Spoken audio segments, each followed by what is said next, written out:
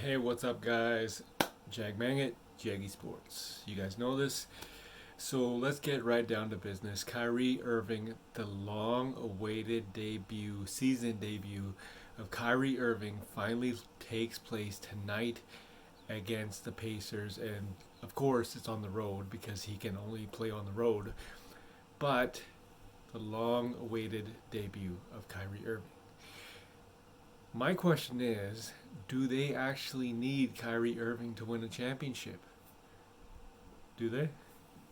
Kyrie Irving will make his season debut tonight in Indianapolis. I'm Malika Andrews, and we have his return fully covered right here on NBA Today. So the Nets' big three of Kyrie, KD, and Harden will share the basketball court for the first time in 214 days. And last season, when that happened, Brooklyn, they went 11-3. And remember, Kyrie is coming off a season in which he became just the fourth player in NBA history to average a 25 a game while shooting 50, 40, 90, and joining elite company by doing that in Bird, Durant, and Curry. So now I'm excited to bring in our Nets beat reporter, Nick Friedel. So Nick, you were at shoot-around this morning. What did Steve Nash have to say about how he's going to handle Kyrie Irving tonight?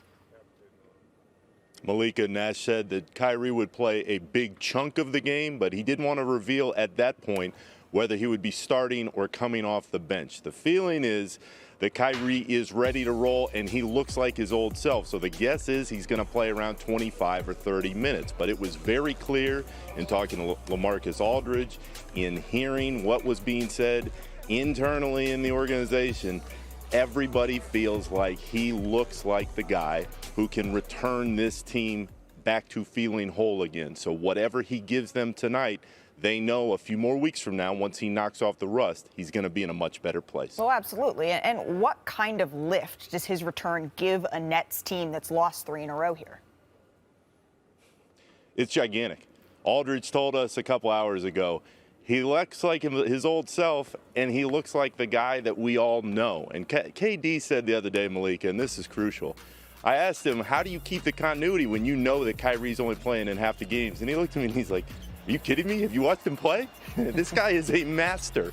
They know with Kyrie on the floor, they're a legit title contender again. And that belief is permeating throughout a locker room that is looking for a lot of answers right now with the way they've been playing. So even though he's only going to be out there for half the games, they know the emotional jolt that he'll give them tonight and moving forward the next few months is going to be huge. And it's a much-needed jolt, Nick. Thank you so much for joining us. I'm sure we're going to be seeing you on the 6 o'clock Sports Center just a little bit later. So, Steve Nash, he said that Kyrie is going to be playing a chunk tonight. That's the phrase he used as I'm joining my pal Richard Jefferson at the desk. So, Richard, to you.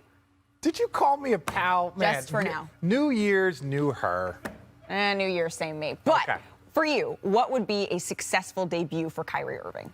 I think just slowly acclimating him to what they're doing. And this is unprecedented. We haven't seen this, not only in NBA history, we haven't seen this in sports history, not in modern day, where a player is basically a part-time player. So I think for Kyrie to have just a successful outing is just being there, just being on the court with his team, feeling that energy and just getting acclimated to what they're trying to accomplish. Big perk. Kendrick Perkins coming in now. Our friend, absolutely on that one. Do you agree with what Richard's saying? I do, but why are you trying to be so dramatic about it? Like, okay, it's part-time, but it's still basketball. At the end of the day, Kyrie Irving is just one of those guys that you could just drop anywhere in America and he's going to hoop. He could roll out of the bed, he's going to hoop. He don't have to train. That's who Kyrie Irving is. So at the end of the day, look, one thing I do love is I love what the Brooklyn Nets are doing right now because they're thinking about the long haul, meaning they're getting their team adjusted to Kyrie only playing part-time, which is a good thing because we already know when the postseason comes, having them part-time on the road is going to be huge because you have Kevin Durant and James Harden who should be able to take care of home, and role players play better at home. So I'm with Richard Malika, but I just don't know why he's so extra with it. Like, you and me don't both. have to be that extra, dog. You and me both. Pal. But it's no secret, Perk, right, that when Kyrie plays, he's one of the best players in the NBA. But does him being back in a part-time role, not looking at the playoffs yet, does it fix anything that's ailing the Nets right now? Absolutely. I mean, look, the Nets are on a 3 or 4 game losing streak. 3. It seemed like they have lost their identity. So, at the end of the day, when I look at Kyrie coming back, it just could bring new life. You know what I mean? And now they don't have to answer those questions or worry about if he's coming back. So just him returning part-time, I think is great for the Brooklyn Nets. This is awesome. But one thing that we can't just say it's great to have Kyrie back. The NBA loves him. This team loves him. Like, he is a person that the basketball community is excited to get back for the culture.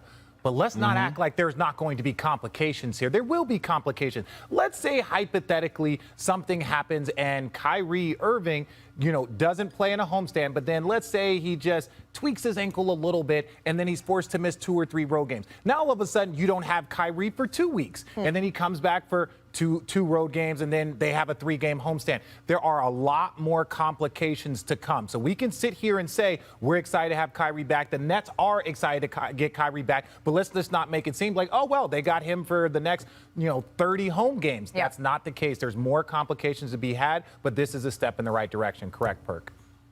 Yeah, I mean, you need to fix your attitude. That's early. It's only going to get worse from here. Oh, well, we expect that from you. But Richard, you played with Kyrie Irving. For you, when you're looking at how James Harden plays, when Kyrie is on the court versus when Kyrie is off the court, what changes there? Well, I think Kyrie he's almost a player that you don't have to worry about. If that man touches the ball, he is a weapon. Very similar to Steph Curry bringing the ball up in transition. The minute he touches the ball from anywhere at any time, he is a threat. And so I think what that does is it doesn't make James Harden have to create for so many guys. Now he can focus on a couple of guys. If you got KD and you got Kyrie running down the wing, now James Harden has so much more space to work, so much more space to navigate. And if he tosses it to somebody, he has multiple guys that can get a bucket that he doesn't have to get it back and then try and go force feed some. The big 3 is back. Kyrie Irving returning to action. Making his long-awaited return on the road versus the Pacers, the Nets hoping Kyrie can help to stop a 3-game skid that now has the Nets second in the East. While Kyrie can only play in away games, look at this. There are 22 of them left on Brooklyn's schedule, with the team holding a league-best 13-3 road record so far this season. Now, the Nets do have a tough stretch coming up on the road, with 3 of their next 5 opponents currently being projected as playoff teams in the East. Okay, Perk, let's start with you here, because the Nets, they will become favorites in the East now with Kyrie back. So what will another chip mean for Kyrie's legacy? You know what? It will mean everything, and it will shut a lot of haters up, including myself. All right, I fall in that category as being a Kyrie hater at times, not because of what he does on the court. It's his actions outside of basketball. And so when you look at Kyrie Irving, I think if he comes back, he's telling the world that, hey, I do want to play. Yes, I have issues for us getting vaccinated. We understand that. But I'm here for my brothers. And when you think about Kyrie Irving and what he's already done for the game of basketball, we talking about one of the guys that probably had the greatest handle of all time, one of the best finishers around the basket. I mean, the guy has the complete package offensively, maybe top 5 most skilled player ever. So for him to come back and to help the Brooklyn Nets win a championship, it does everything for Kyrie's legacy. It puts him high up there in the rankings for his all-time greats. And you know what else it does? It helps the Brooklyn Nets out, because James Harden is a guy that is not signed back. He's not under contract after this season. And so when you look at what Kyrie could do and what he could help, even if it's on the road. I always said this, Charlie and Swagoo, give me a part-time Kyrie than a no-time Kyrie, because I know on the road you need that superstar power. At home, you have KD and James Harden, so your role players play better at home, so you can win home games and get away with not having Kyrie Irving. You've been saying no that. doubt, Perk. No doubt. I was listening to KD talk about Kyrie getting back, and he was saying we got to support our brother. We're happy to have him back. And obviously, it's a very nuanced conversation that we have to have about, him coming back to the league and only playing away games. But the bottom line is, hoopers hoop, man. Like, my initial problem with Kyrie was the whole voice for the voiceless thing, because I knew at some point, hoopers hoop, he was going to come back to the game. And when you look at this situation now, from both sides, from Kyrie's side, Kyrie want to hoop. Like, Kyrie does some irrational things. Like, let's just all be honest about that. But at the end of the day, he is convicted in his way of thinking. I respect that. You know, me and you talk about this all the time. If you are what you are, stand on it. Like, that's it. That's it. I might disagree. Yes. I might be critical of it. I might not like, I might actually hate it, the stance that certain people are taking on individuals. But the bottom line is, my respect comes from you standing on what you saying and what you plan on doing. So when you look at this situation holistically with Kyrie coming back with the Brooklyn Nets, yeah, it helps the Brooklyn Nets. We're talking about one of the top basketball players, skill-wise, we've ever seen play in the NBA. The rapport, the synergy in basketball takes time. I'm interested to see how long it takes for these guys to get actually in sync in games. Remember, they haven't played a lot together. Like, they all are so super talented that they can score enough to get through the tough times, get through the miscommunications and the things that may come about from not having that time on the court. But outside of that, we looking at the Brooklyn Nets. Look, before the season started, everybody wanted, well, I know I wanted to see the Lakers and the Brooklyn Nets play in the NBA Finals. And that was along with Kyrie being in that series.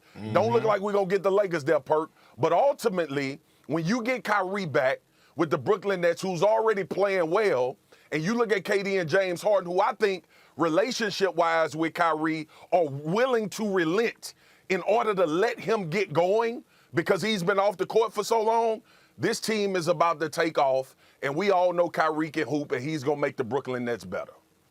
All right, and we have one more joining the debate, Miss Monica McNutt. How you doing today?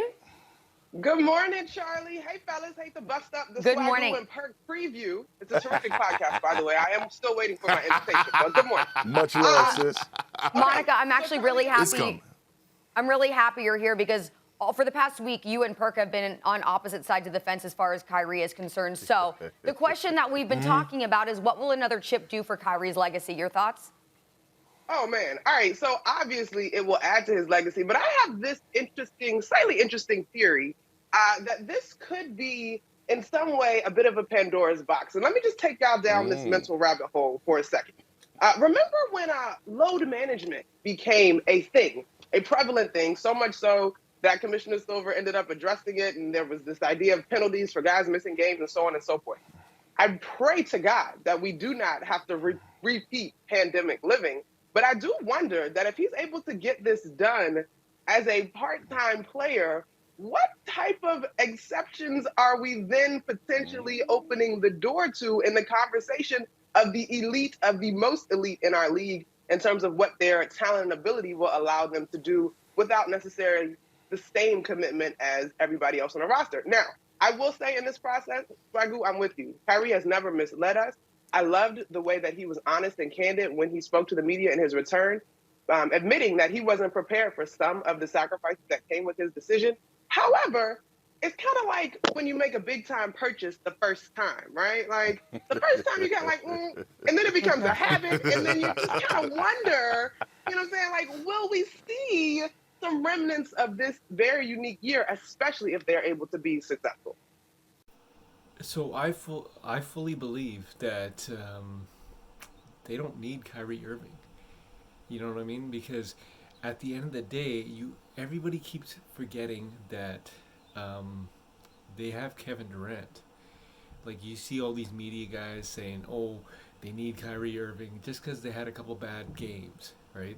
They lost to the Clippers, they lost to the Grizzlies. You know, the media is all freaking out, whatever, blah blah blah. But at the end of the day, Kyrie is a nice addition to that organization to play on the road and take some pressure off KD and Harden.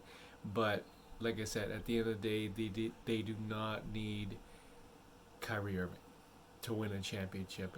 Kevin Durant is remember that one reporter who said something to Kevin Durant when he was on Golden State Warriors, and he said, "I'm Kevin Durant. Y'all know who I am."